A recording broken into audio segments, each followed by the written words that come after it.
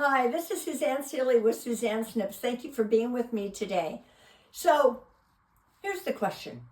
Is reading dead? Are books dead? I sure hope not. For one thing, if you read, you'll be the most interesting person at the cocktail party.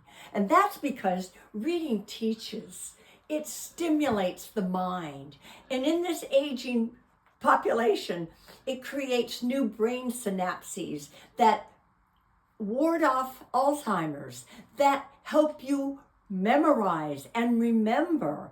It leads to new thoughts, that leads to other new thoughts. It's imaginative. Reading, everything is good about reading.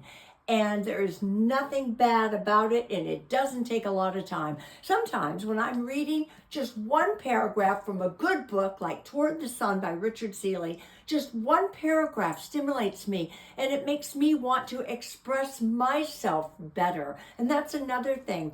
Why do we read? Because a lot of us love the written word, and we want to learn how to speak better. Not big words. In fact, there are many authors that spend their entire lives learning how to write one great sentence.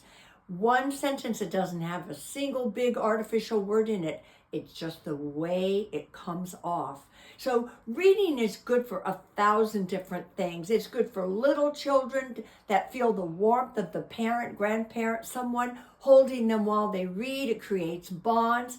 Reading is good for every possible age, and learning is everything. It really is the key to success.